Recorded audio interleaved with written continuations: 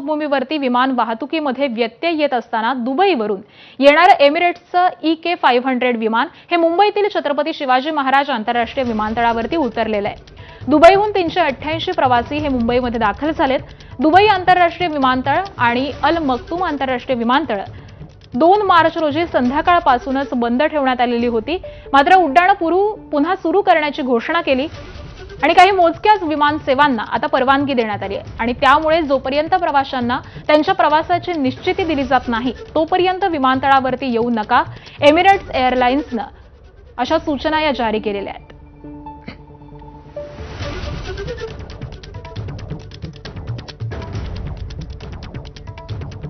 America आणि Iran युद्धाचा एक मोठा परिणाम भारतावरती पाहायला मिळतोय। भारतीय व्यापारापासून अनेक भारतीयांना देखील याचा फटका बसलेला आहे। कामानिमित्त, शिक्षणासाठी फिरायला गेलेल्या अनेक भारतीयांना या युद्धाची मोठी झळ पोहोचली आहे आणि यामध्ये महाराष्ट्रातील अनेकांचा सहभाग आहे। नाशिकमधील 150 ते 250 यात्रेकरू मक्का मदिना इथं अडकलेत।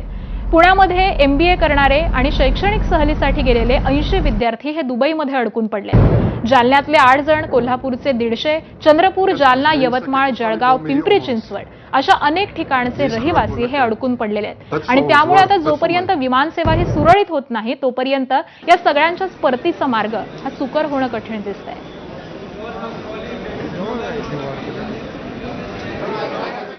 आणि दरम्यान युद्धजन्य परिस्थितीमुळे आखाती देशामध्ये अडकलेल्या भारतीयांनी आणि त्यांच्या नातेवाईकांनी नेमकी काय प्रतिक्रिया दिली आहे पाहूयात।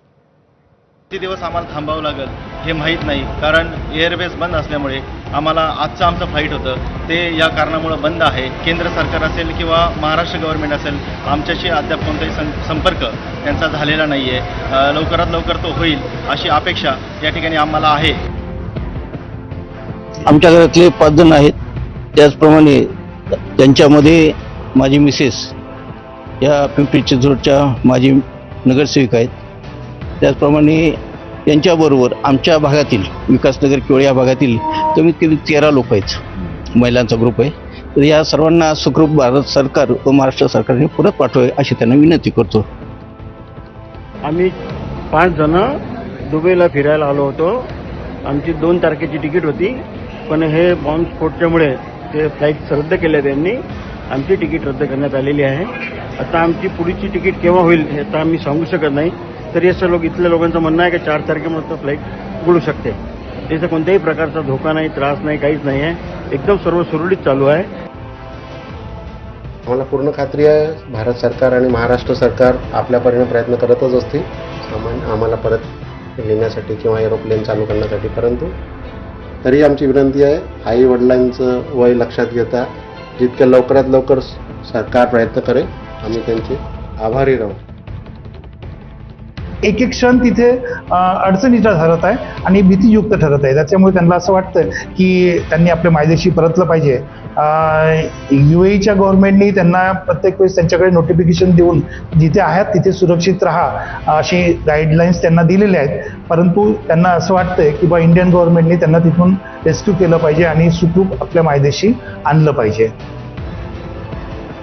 आमची परिस्थिती भयंकर बिकट झालेली आहे, कारण समोर सुद्धा आमच्या धमाके होत आहेत आणि सर्व काही भीतीचं वातावरण आमच्यात पसरलेलं आहे आणि त्यासाठी भारत सरकारनं याच्यामध्ये लक्ष घालून आमची इथून दुबईमधून इंडियासाठी सुटका करावी ही मी विनंती करत आहे।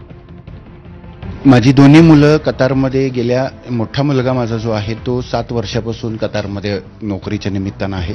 संपर्क साधल्यानंतर मुलांनी माझ्या पत्नीला असं सांगितलं की आम्ही सेफ आहोत।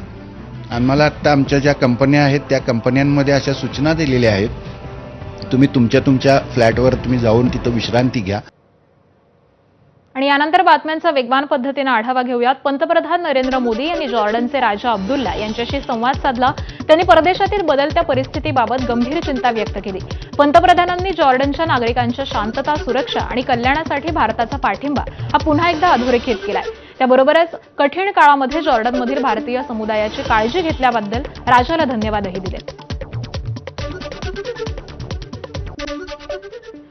आणि एक ब्रेकिंग बातमी जाणून घेऊयात. इराण आणि इस्रायलमधील युद्धामुळे मध्य पूर्वेमध्ये तणाव हा वाढतोय. सध्याच्या परिस्थिती लक्षात घेता अबुधाबीमधील BAPS हिंदू मंदिर हे 9 मार्च पर्यंत भाविकांसाठी बंद ठेवण्याचा निर्णय हा घेण्यात आलेला आहे. अबुधाबीमध्ये देखील मोठ्या प्रमाणावरती हवाई हल्ले होत आहेत आणि याच पार्श्वभूमीवरती आता BAPS हिंदू मंदिर हे देखील 9 मार्च पर्यंत भाविकांसाठी बंद राहणार आहे असा निर्णय घेतला गेला आहे.